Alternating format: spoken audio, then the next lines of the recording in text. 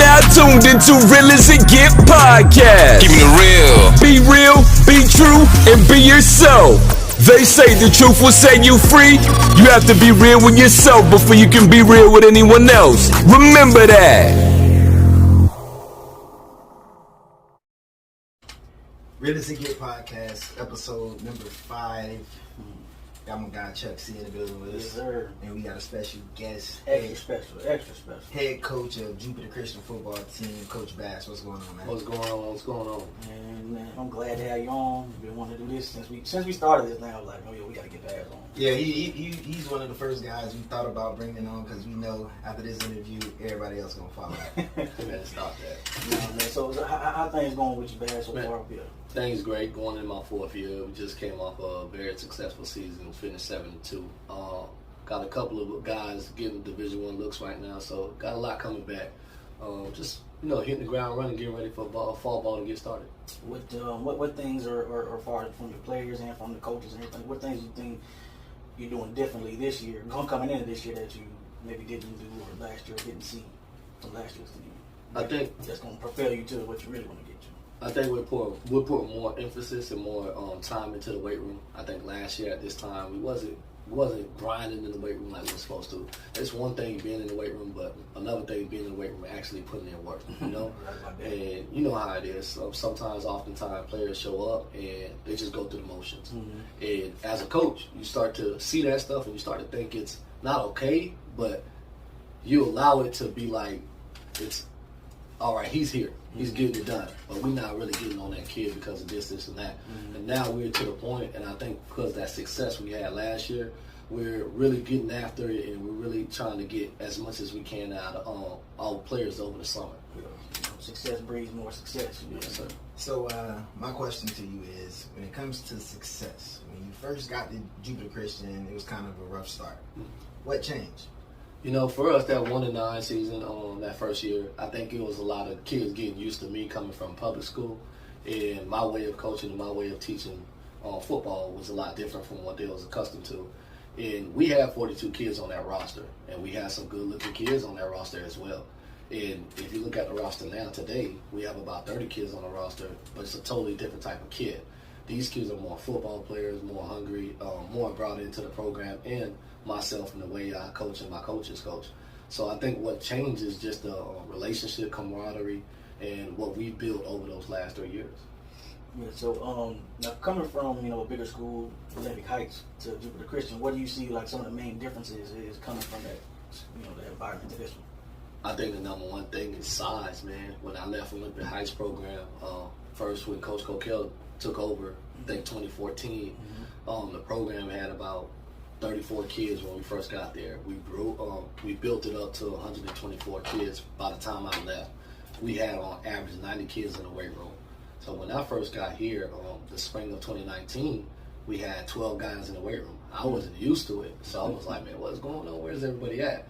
They're playing multiple sports and stuff like that. And you have to, coming from a big school and coming to a private school, the first thing is the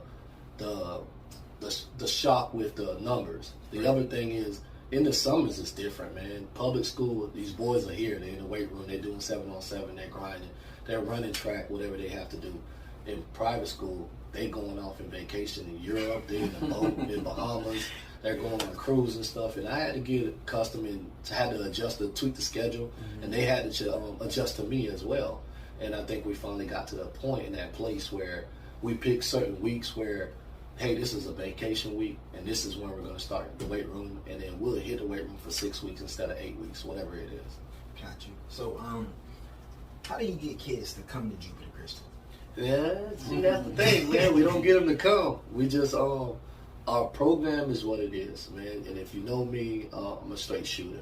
I'm all about my players, getting them to the next level and getting them in position to be successful on the field, whether it's offense, defense, special teams. So it's all about putting the ball in their hands. So our offense is what it is. We scored 44 points a game last year. And a lot of the receivers, quarterbacks in the area, they're attracted to that. Mm-hmm. So I don't have to say much. If a kid shows up at Jupiter Christian or Indian Town, it is what it is. So I see you connected to my guys, Coach Nick, Coach Will. Yes, sir. Do you think them being youth football coaches have a huge effect on them pretty much swaying kids to come to JC? Nah, Coach Will's family. That's my cousin. That's first cousin, man. He did an amazing job. Him and Coach Nick won the 12U national champ. Oh, no, wait, my bad. 11U national title last year. 10U last year. They 12 this year. 10U on national title last year with Palm Beach Garden Gators, and they're essential to our program. You know, they're Coach Nick and Coach Will coach on the varsity side. Coach Will is the linebacker coach and helps out with the defensive coordinator, assistant. And then Coach Nick is a wide receiver coach and also assistant with the quarterback. So, you know, I just think with them being around, a lot of the Palm Beach Garden youth kids see that and they're wearing the Jupiter Christian shirts and stuff, and they just get interested. I definitely agree. You know, I'm starting my program, and one thing that we're trying to do just with my program is pretty much be that feeder system to some of the local high schools, private schools, Christian schools, and those guys are doing a good job. Yes, sir. They're doing a good job. Nah, you know, building from the community, building from the bottom up to grow the program is always the best. You know what I'm saying? Getting those young kids in, getting them interested, getting them some future. You know what I'm saying? Jupiter Christian, baby, Jupiter Christian shirts and stuff like that. You know, that's always good. But you know, I always wanted to ask. You know, when you were at Olympic Heights, you know, what I mean, you were having success there. You know, you had one of my favorite players, Shane Ellis. You know what I'm saying? I love watching that kid. I love watching him play and everything like that. You know, coming from the school to come to this one, you know, why did you leave Olympic Heights to come here? Man, everything had to fall in place, and at that time, a lot of things made sense. We had just purchased a home in Port St. Lucie, my wife and I. So that drive, we already knew it was going to be an hour and 15-minute drive, a commute, and that's just down. And then had to make that drive back after practice. So at that time, I saw Jupiter Christian open up, and I put my name in the hat, never knowing I was going to get an opportunity to have an interview or anything like that. A month later, I did. And I remember receiving a phone call. Everything just fell in line. My wife is now teaching here. My daughter attends Jupiter Christian as well. And it just seemed like everything fell in line and made place. It made sense at the time. Yeah, when he got this job, you know, when me and him connected, he was at Olympic Heights. So, you know, I'm preparing some stuff for Olympic Heights. Next thing you know, he told me, ain't gonna be there. I'm like, but, you know, after listening to it, it was like, you know, you got to do what's best for you and the family. Nah, that's number one, most importantly, you know, family, everything, especially with coaching. You know what I mean? Like, you know, speaking of family and coaching, and how are you able to balance it, because there's so much time put into coaching? I mean, you know, I know everybody thinks college coaches, NFL coaches are there all the time, but high school coaches put in a lot of time. So how are you able to balance that? And give us a preview of your schedule. But I'll tell you what, that's the beauty with being at a small school. At Olympic Heights, I was a PE teacher. So I had classes all the way through, but I start the day off with football class. So I start the day off with football class, but you're managing 120 kids at 7A football program. And again, we started small and got it to the point where it was 120. So as it started to get bigger, I already had the management part down. So being at Olympic Heights was a lot, you know, receiving those phone calls, emails, and all that stuff, and managing 120 boys, and also with the parents and everything like that, and the coaches. We had 14 coaches on staff. Being at Jupiter Christian, I have 30 kids to manage, and I have about 5 or 6 assistant coaches. So we all kind of do it together. We all kind of make sure, like my brother reaches out to players all the time.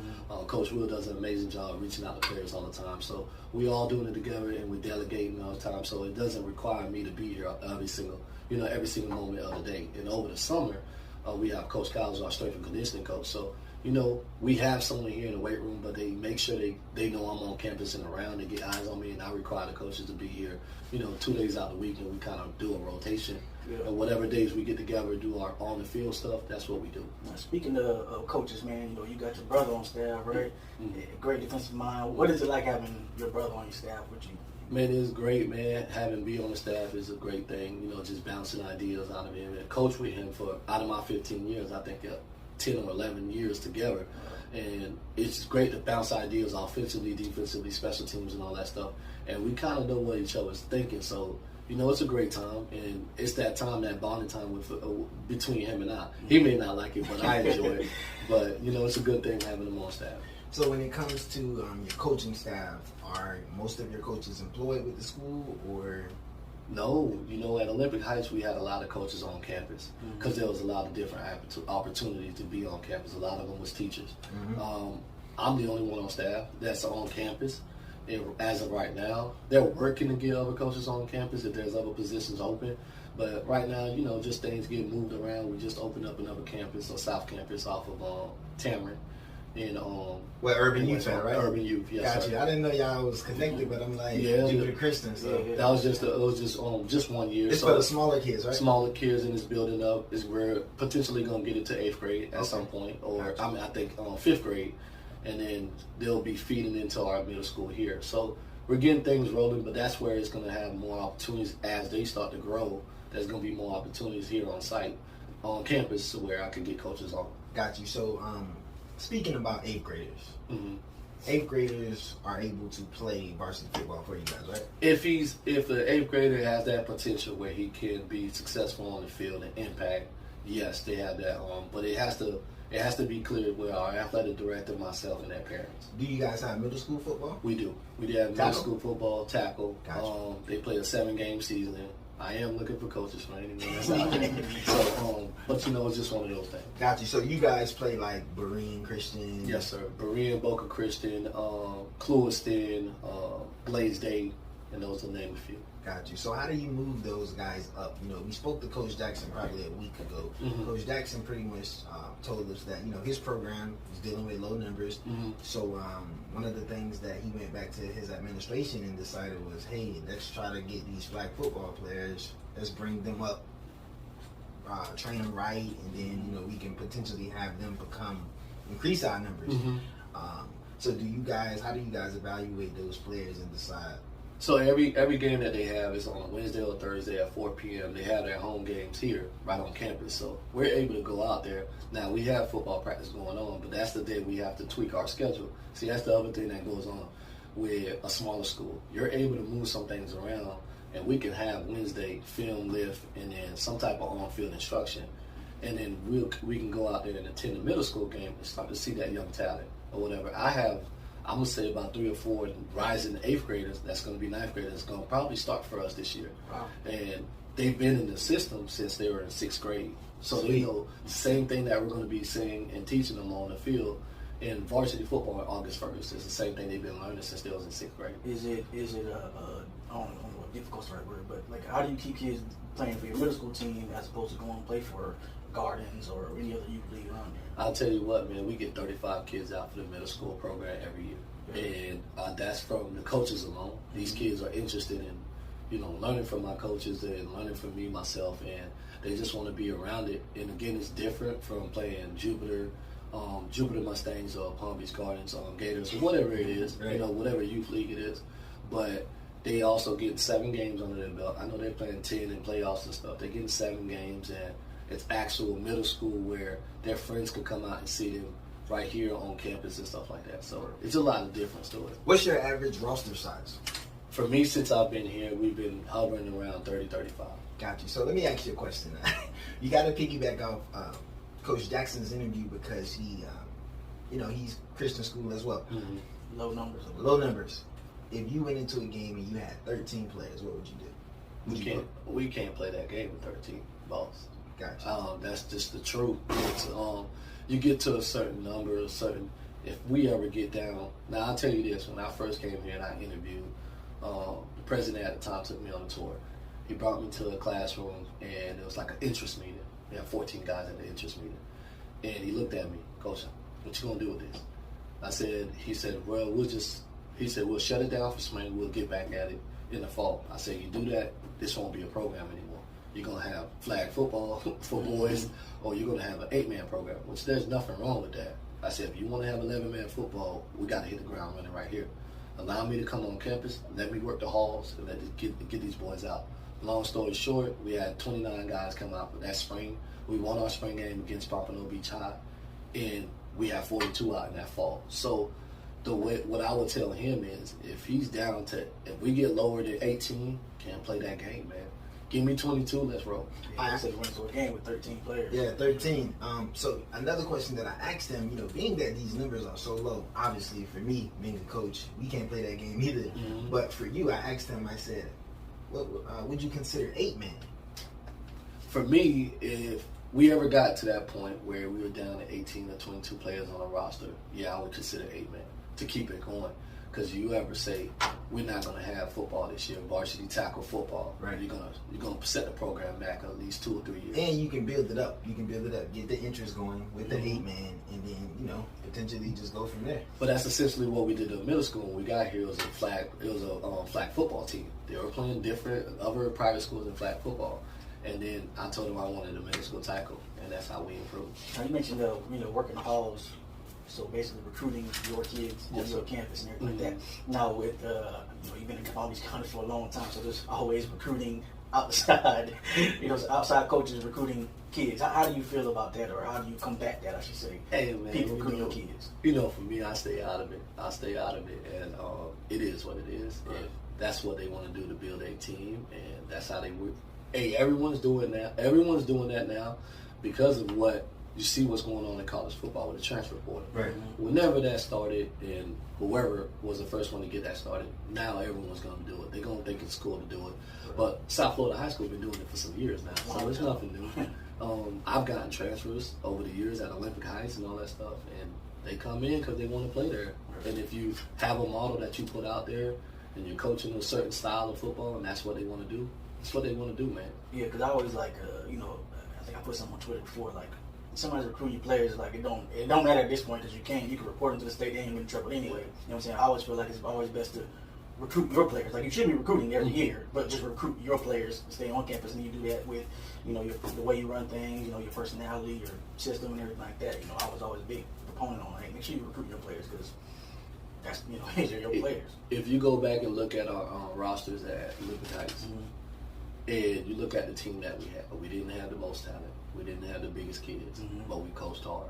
And we stayed in every game that we played. And we won the games that we needed to win. Right. But we recruited the hallways. Coach Coquille, myself, Coach B, Coach Stuckey, all those guys out on the staff with us. They did their job on campus because all of us was on campus. We had about 7 coaches on campus at the time. And we did an amazing job being present during lunch duty, being present during exchange, transition, and being present during pep rallies and stuff like that, different assemblies, where we were seeing all those kids walking by and saying, hey, why you not playing football and all that stuff? So it just made sense to just being active and recruit your always and go from there. Transfers are going to come. They're going to go, as you can see what's going on with a lot of these players. Twitter. Yeah. Now, I was going to say, speaking of transfers, obviously, we talk about players transfer, they're going to come and go and everything like that, but coaching transfers, it seems like it's happening now, so much turnover, especially in high school coaching, especially in Palm Beach. We had 16 different guys leave or move schools or different and it's been happening over the last couple of years. Why do you feel like it's been so much coaching turnover? Especially here in Palm Beach. I think the first thing is money. I think it's money. You're looking at a head coach for Palm Beach County is $4,100, and once they hit you with taxes and everything like that, you're not bringing anything home. Right. And then same thing with assistants. Assistants are they're bringing home $2,400 after taxes, something like that. So when you sit down and look at it, you want to put that out there first, and it's not about the money. Right. If you love coaching, you love coaching. My first 2 years, my first 2 or 3 years, I didn't get paid. Right. And then it wasn't until Coach Coquille said, "Hey, y'all want to go with me to St. John Paul?" And that's the first time I saw a check for football. Wow. So it's up to you to make that decision. Number one, most of these coaches it's the money, and then number two, I think it's administration. If administration is not backing that coach or that program, it's going to make that coach want to walk away. No matter what he believes in, what he respects, or who's in charge. If you're not backing him 100%, why would he stay there? So a lot of these coaches, I think, is having that conflict with administration, and a lot of these administrators, man, they are appointing these principals are appointing these assistant principals to oversee these football programs and all this stuff. So I just think it's funny stuff going on. So your administration at Olympic Heights versus Jupiter Christian's administration. I think both administrations were very supportive. At Olympic Heights, we were at a point where we can go up front and we can ask for whatever we needed, and it was there. And I think towards the end of that relationship or that marriage, things got a little bitter. But there were some other things going on behind the scenes that I think that's why it escalated to that. But not saying anything, but I think it got to the point where that separation needed to happen. But it wasn't like I was forced out. Like I told them, if I purchased a property had a home in Boca Raton or Delray, I would have been there for the next 20 years, unless they got to a point they got tired of it. But it just, and certain stuff we didn't see eye to eye. But administration at Jubilee Christian, I mean, everything is on the same page. We're on the same page with everything. Is copacetic, and that's the way to put it. Yeah. Now, like you talked about coaches having good quality coaches. When you're hiring assistant coaches, what are some of the keys and that you're looking for to hire a good assistant coach? Man, they have to gel with the. If you want to be a part of a staff, I think they have to fit with myself and the kids. These are different types of kids first, right? And everyone says the kids gotta adjust to the coaching and all that other stuff. I think we're in the 21st century now. Coaching high school football, you have to be able to compromise and adjust too as a coach. These kids out here at Jubilee Christian have boat licenses at 14 years old. They have a boat license before they have a car license. So a driver's license. So they don't want to hear what Coach Pat is talking about. They can go get on their boat and drive themselves to Bahamas if they want to, enjoy the weekend. So I think when you bring it on the coach, he has to be able to understand what he's getting himself into. It's a lot different from a lot of the programs that you're going to be, you've been around. It's a different type of kid in this era. They have to adjust to you as a coach, and the kids also has to make that decision to be out there. But the coaches have to be a type of coach where he's going to have to put in that time, this effort, that time. He's going to have to be, necessary. This is a Christian school. He just got to believe that there is a God, man, and there's no one going to be around me that's worshiping the devil. I don't want that around me. I don't want that for the kids. But, just have to have certain guidelines and just got to be a stand-up human being and be about the kids. When it comes to fundraising, how does Jupiter Christian fundraise? As a whole, they do it as a whole, as a school. So they have their fundraisers going on throughout the year, and there's someone that oversees that department, and they're funding and getting funding for the entire school itself. So when it comes to football, I can do my own thing, whether it's snap raise or a golf tournament, something like that I could put together. But, everything has to be approved. Gotcha. But it's just one of those things, you just go through a process. So you're not out there sending letters, going to businesses directly? No, sir. They have someone that does that for the entire school. How did that differ from being here to at Olympic Heights? Oh, way different. But I tell you what, Olympic Heights, we did an amazing job fundraising. Coach Hill, so again, I go back to him. He showed us a model that we followed. We did one of those, and I think everyone does it now, pay to play, where you have to pay a certain amount, and the kid has to raise a certain amount, not pay, but raise a certain amount, and they're elected that due, and they have from spring to fall to make those payments or raise that money, and that covers you for the season. So we was able to do a lot of different things, and then we did fundraisers. We did do fundraisers on ourselves at the local restaurants and stuff. So what if a kid don't participate in that? What happens?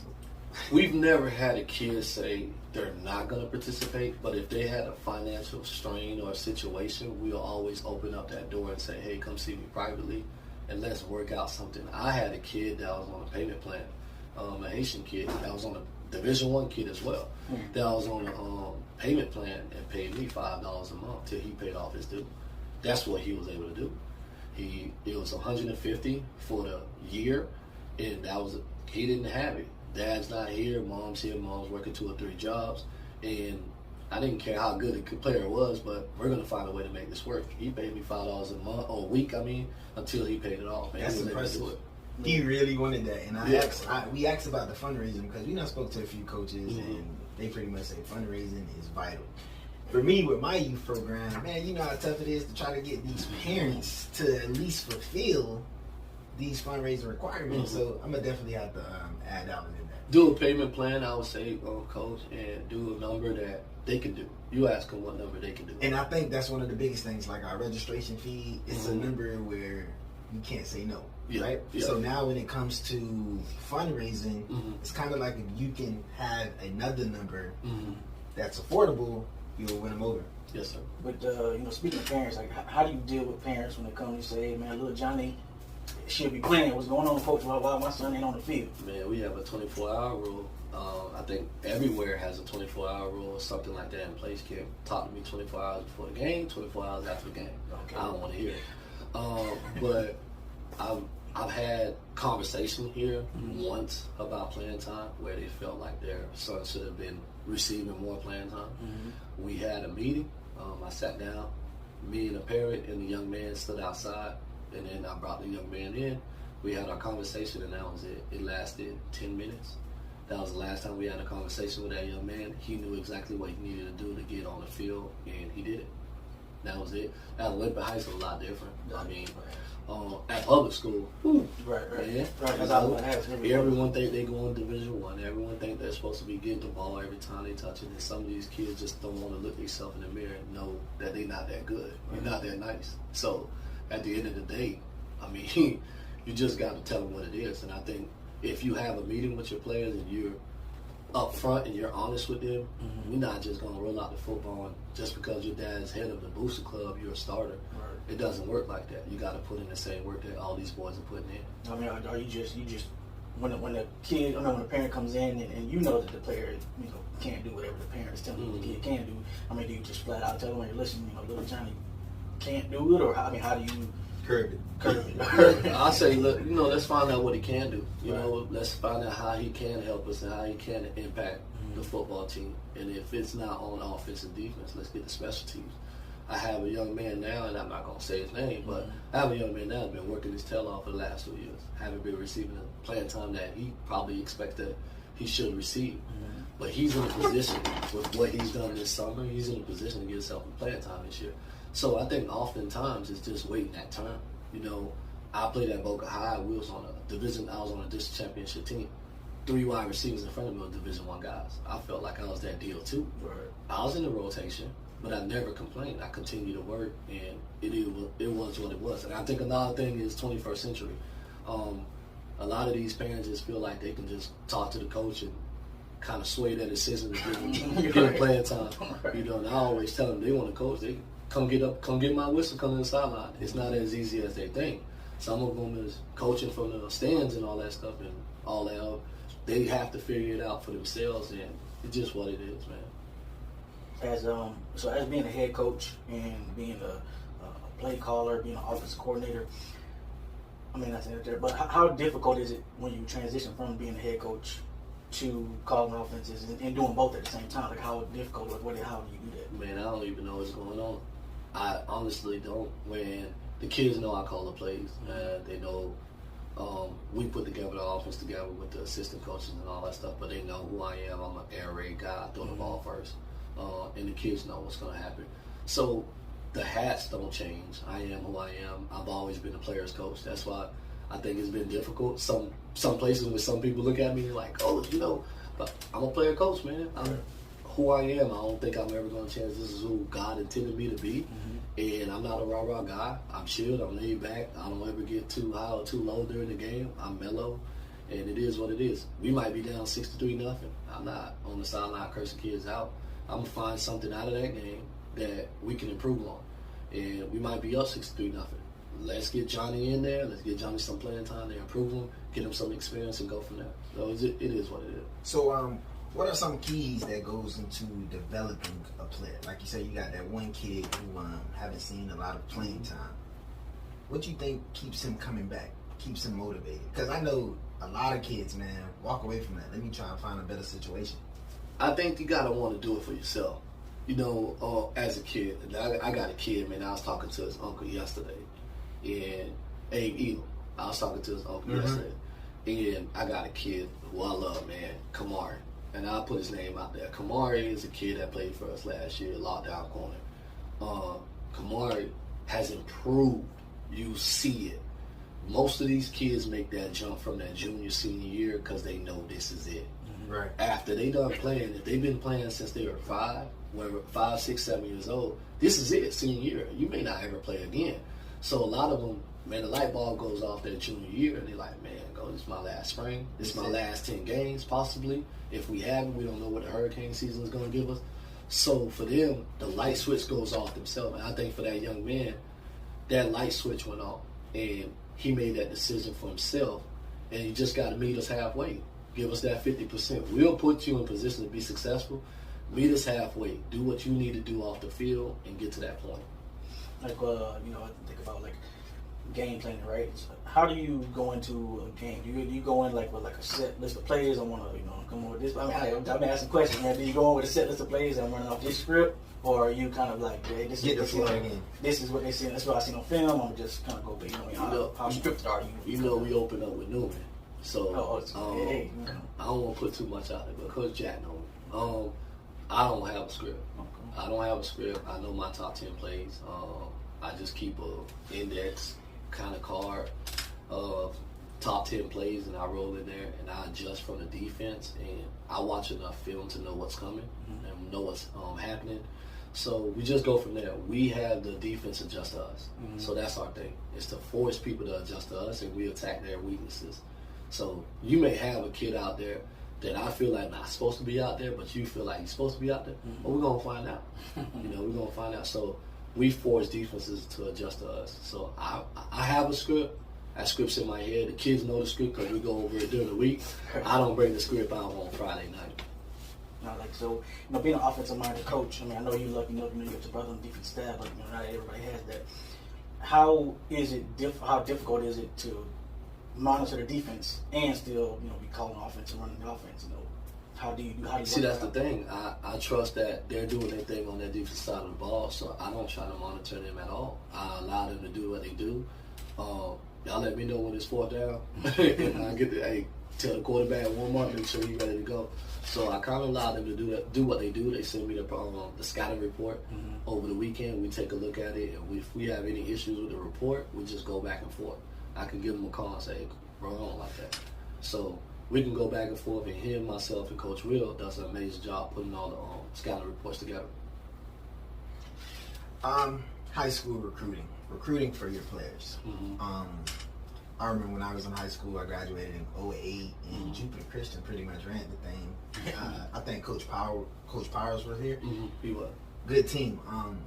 That's probably the last time until now that I've seen like top guys getting recruited from Jupiter Christian. So now, how is it now? How do you reach out to coaches? Because I went to a coaching clinic a few weeks ago, and the coaches was I think Coach Daniels was pretty much saying that it's tough now. It's about, building a good relationship with these coaches, not burning bridges. How tough is high school recruiting now, being that you got transfer portal, being that, transfer portal. How tough is it? You get recruited wherever you at. That's the number one thing. These kids want to make these decisions to run to certain schools in the county because they feel like they could get recruited. Then they go over there and the grass is not green and they barely get on the field, right? So I think the number one thing is for the kid to know that he can get recruited wherever he's at, whatever level he's trying to play on. They also have to, like I was saying before, they got to look in the mirror. He ain't a Division I player. Not everybody is a Division I player, man. True. But all these dudes think they Division I players, and they're not trying to come to terms that they're a Division II NAIA player. I mean, looking down the street, got College University, one of the best NAIA teams in the country, right? They're in the top 25, top 10. And then here you go, they want to run away from Kaiser and walk on at another school and not even make the team. So I think with the recruiting aspect, it's the first to make that decision as a player to know that you can get recruited anywhere. And Coach Daniels is right. It is difficult, but we've had a lot of coaches come here off the name alone. And that's because I've known most of those coaches over the years. I've been coaching for 15 years, and I've known them in the county now. These guys sit still like assistant coaches, and now they coordinators and recruiting coordinators and head coaches and stuff like that. So they just come around and they want to check in on me. And I present a player, and they're like, "Wait, hold on, coach, you got this here?" And then the buzz gets around, the words around, and then Coach Jack Daniels sending guys here, Coach Presser's sending guys here, Coach Higgins is sending guys here, Coach Shipman is sending guys here. So all these coaches in the county that know me and know what I have, they pointing them in my direction. So they helping out, they looking out for me. And we're able to see, I think it was over 40, 50 teams. College coaches, Division I schools come through here during that springtime. Yeah, I saw some big names coming through. Yeah, because Palm Beach County is such a feeding ground when it comes to players. Like we have a lot of good players around here, a lot of good Division I players around here. But my question is, something is, how do we get a state championship Palm Beach County? Because it feels like we ain't had one in a while, especially big schools. Like the last big school I think was it Jack Daniels back when they had Johnny Dixon and all them. Say 2014. Something like that. I think Atlantic went a couple, but they lost. Yeah, they lost. Like what does Palm Beach County got to do? Because I feel like we do have a lot of players, but like the team don't have the success that they should. Coach Moreland says it every day. Every day, Coach Moreland. Coach Moreland tweets out 561, right? And that 561 is a kid that's now in Broward. Right. That's now in Broward, right? That's committed somewhere or playing down in St. Thomas or a school like that, right? So the number one thing is keeping our kids here. Because most of our kids that's being successful, that is leaving and going to another these other schools and getting these Power 5 offers are our kids, right? And that's the number one thing is keeping our boys here, keeping them at their home school, and just coaching them up. And I think we have a lot of teams that have potential to win state titles or make a state title run. There's a lot of teams right now that I'll shout out, man. Palm Beach Gardens put it together. And they probably a few pieces off, but look for them to make a run. Newman's strapped tight. They could make a run. Central made a run last year, but ran into that Treasure Coast buzzsaw. But it is what it is. It's just it has to be your time, and everything has to fall in place. When Jack did it, Coach Jack did it those years, everything fell in place. Even that one year that he made it with what's his quarterback name, Danny Embiid, right? Danny Embiid, and I think it was 02, 01 when he made it there. He got there, but Venice was just different, and they ended up losing. But it just has to be your time. Everything has to line up from the administration, the coaching, the parents, the head coach himself, and the boys. All that stuff fall in place, man. It's just what it is. Do you think it should be a penalty for players who just go to a school to transfer to go to another school? You think it should be a penalty? I think what he's doing right now, he's hurting himself. Right. So, in a sense, if a kid is doing that and he's school hopping, I think in the long run he's hurting himself. What was the problem with the school he was at in the first place? So he has to make that decision. And if where he was at in the first place didn't have any reason for him to leave, then ultimately what he's doing, he's just creating drama for himself. And everyone's looking at him. No one's going to want to deal with that when you get to college, if you even have an opportunity to get to college. Right. So they're just going to think you're going to jump ship at any sign of, any sign of difficulty or a challenge, you're going to jump ship. So these dudes got to... I always said if it didn't work out at a public school, I'm going to Christian school. That was just my mentality. I graduated in 08. I went to Inlet Grove.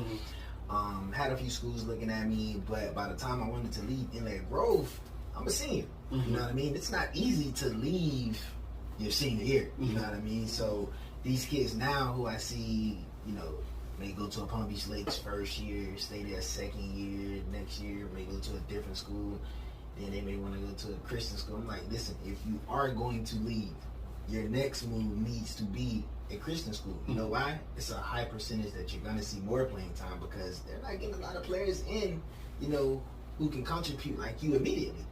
But I always say this, man, why would a kid leave that school? If you was at Inlet, you said you was going to make a decision to leave. Why would you leave? If you're being under-recruited, I think now they have the tool in place, which is Twitter, that they can reach out to the coaches themselves. Twitter was just getting going. Like, I tell kids, even with Huddle, the things that you can do on Huddle now, you can't even do that. Like Twitter, come on, man, you didn't even think to find a football coach on there. Yeah. With me, one way that I was looking for coaches myself when I was in that situation, just because we always lacked resources. So for me, I type in these lists of colleges, these lists of schools that caught my eye. I go to the staff directory. Let me get that email. Let me send the email to this coach, and you start receiving more emails. I said that when I first started coaching, I started coaching Palm Beach in 2009. I was doing that. I was getting on the directory, get on the email. I called the office, get a message, and But that was that was basic, man. Now I see the guy put on this football forum on Facebook last night. The Oregon, his kid is going into 9th grade this August, and Oregon running back coach just followed him. So he's like, okay, the journey begins. You know what I mean? But years ago, it wasn't like that. So when we talk about exposure, how do Jupiter Christian put themselves out there exposure wise? Man, you see my Twitter, man. I follow a coach and I say follow me back. Right? As soon as he follow me back, I'm in his DM right away. But it's a strategy I've been doing, man. And shout out to Coach B and Coach Coquel. They told me to get on Twitter, and I was like, man, please, for what? And they said it's just going to change the game. What I'm doing with Twitter is branding myself. Right. But what that's doing is anytime anyone goes down my page, they see what I put out there. And me being the head coach of Jupiter Christian, that kind of attracts that coach and make that coach be like, man, let me check out, see what he got going on. So, at the same aspect, what was your question again? I want to make sure I answer that. Exposure. And then when it comes to that alone, being who I am and being I have those years and all that stuff, it's just the kids come and I put it out there, man. We retweet anything that our kids do. Kid could be jumping off a boat, and if it's cool, we gonna retweet it and do our little thing and just try to put it out there for them. So, Bass None built up 2 different team pages, Olympic Heights and now Jupiter Christian. Yeah. When you left Olympic Heights, do you give the incoming coach access to that page? We left it with a rising senior. That rising senior had all of the information for that page. Got you. I always wondered that because it's like, because you see some people just start up new pages. Yeah. Some of them, because they don't want to have any ties with the past program or the past head coach. But we left all that information there when we left, and we gave it to a rising senior. He gave it to the head coach. He used it for a while. Oh, okay. But it was kind of sad to see where that page was at when we had started it to what type of buzz it had, because we brought battle down here. Right. We were the first team to have battle. First team to have battle. And we brought battle down here. Pictures was fire. Right. I do remember We had the money and everything. We brought battle down here. We got that thing going, and then Atlantic and other schools had it, and Atlantic still got it now. But that's what took the page off. I remember going to that page one day, and we had over 200, 300 followers, just because that one video dropped. So that's another way to kind of build up your program as well, is to get get the battles and whoever it is, anyone with a clothing line or a sport company, get them in there, do the photo shoots and stuff like that. I don't think they got that going on now, because a guy just reached out to my football page this morning, Brandon Knight. Yeah, he's a head football coach there. Yeah, he messaged me this morning, and I just pretty much screened him, asked him a few questions, and hopefully we work on something in the future. Get in on too. That's what it's about, man. That's what it's about. Now, when it comes to this upcoming season, what's our schedule looking like? Very favorable. Very favorable. What is there any notable teams on the schedule that you got? We open up with Newman Kickoff Classic. Okay. All right, on the 19th, I want to say. Then our second game of the year is in the Grove, Westminster Academy. Blaze Day, we on one. We on one. And we play who we need to play. Right. So you guys got a home field? We play at Jupiter High School. Okay. Yeah, turf field, beautiful field. Okay, I mean that Newman game. I mean, hopefully that's gonna be the game that lifts up Jupiter Christian as far as they need to be. We'll find out. Hey, we gonna have to go to that one. Yeah, and I'm looking forward to in the Grove, as well. Oh yeah, Coach Jackson. I forgot reach out to Coach Jackson, my guy. They got a little buzz. They got a little buzz. Got a little buzz. Trying to pick up on. Got a little something. Came from his other situation. He's trying to pick up over there. No, but before we go, I do have a question though. Being a head coach is a difficult job. I always feel like getting a head coaching job is even harder. To a young coach, maybe getting an interview or trying to get an interview, what do you say to a coach that's trying to get an interview, or if he does have an interview, how does he prepare for a head coaching interview? Now, we being honest now. I need full honesty. If we being honest, before it was hard to get a head coaching job. It seems now they passing that thing out. So yeah, you're right about that. Not to everybody, because there's one coach out there who should be head coach, but I'm just saying, it just seemed like they passing that thing out. But for I remember going to an interview at Boca High. This was 4 years ago now, right? I went to an interview. It was a 15-person panel, and I went in that room and I owned it. I acted as if I'm asking them questions. It was my interview for y'all. Right. So you have to own it. You have to have that confidence, and not cocky, but you have to have that confidence, and you can't come in there frigid. You have to know what to expect. You got to know what questions is coming. The fundraiser question, how to deal with parents, where you ask me about the playing time, that's always brought up. different questions about your off season plan and your in season plan, your practice structure and all that stuff. And do you have a coaching staff? All of those things are going to come up. And as I always say, coaches that's interested in being a head coach, anything that you see, apply for it all. Go get all the experience as you can, because you're going to go on these interviews and you may not be the fit that they're looking for, but you're getting that experience and you're getting that the questions that they're asking you. And that's how I did it, man. I interviewed at American Heroes Dairy. A lot of people don't know this. American Heroes Dairy, Village Academy, Boca High.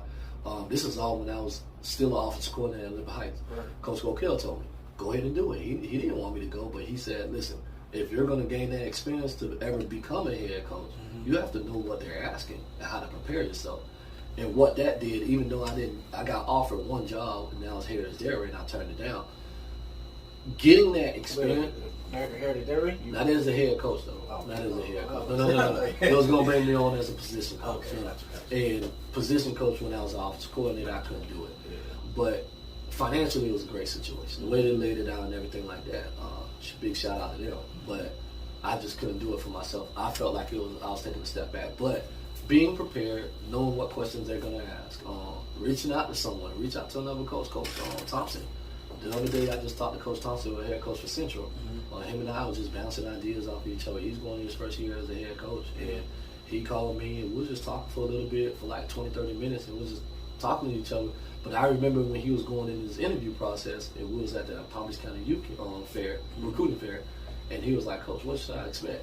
And I remember standing at the end, and I was telling them what to expect as far as what questions. And then Coach Jack Daniels was there too, and he told them what to expect. And I mean, he has over about 30, 40 years of experience, so you know. So it's just stuff like that. Is just to be able to reach out to your fellow coaches and your family, your brotherhood, and be able to ask them questions. So, how can the people follow you on social media? Man, at Coach Bass 561 on Twitter. At Coach Bass 561, y'all heard that. Got you. So before we wrap this thing up, we always have this part of the show where we say one has to go. All right? Burgers, pizza, wings, tacos. Burgers. Moving on to movies. John Q or Training Day? Training Day. Boys, yeah, it was. Yeah. Training Day. Boys in the Hood, New Jack City, Paid in Full, or Juice? That's a tough one. One has to go. Yeah, one has to go. You said Boys in the Hood. Boys in the Hood, New Jack City, Paid in Full, or Juice? Juice got to go. Yeah, Paid in Full classic. Yeah. We always have to throw a football question here. I want you, Chuck, to come up with one off the head. But this one is a football movie. You've been going back and forth the past 2 or 3 weeks about this. Remember the Titans or Blindside? Remember the Titans. That's not even close. That's not even close. We talked about it was at a program. No, it was Remember the Titans or Friday Night Lights. That was the question. Last time we talked about it was. We threw Rudy in there too. But that was between Rudy. That was between Rudy and So you Blindside. ain't on Rudy? It was between Rudy and Blindside, and then Friday Night Lights and Remember the Titans. Remember the Titans. It's better than Friday Night Lights.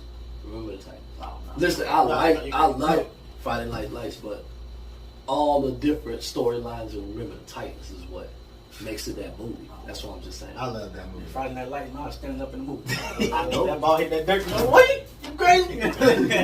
So, have you saw that movie, Carter High? Yes, I did. What was your thoughts on that? No comment. So, Apple or Android? Man, I have both. So I'm going to say Android because of the memory. Right? I mean, you get more gigs, right? Right. But Apple just came out with 128 gigs or something like that. See, I don't be knowing about stuff Coach B tell me about. So I think I'm about to upgrade my phone. Got you. Hey, Real as It Get podcast, episode 5. We here with Coach Bass, head coach at Jupiter Christian School. Follow the podcast on Twitter at Real as It Get Pod.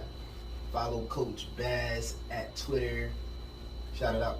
At Coach Pass 561. Follow Chuck C on Twitter. At Chuck C is me. Hey, follow me on Twitter, Instagram at Javaris Neely. Follow Readers That Get Podcasts on IG. You signing out? Yeah, man. Appreciate it, Coach. Appreciate y'all having me.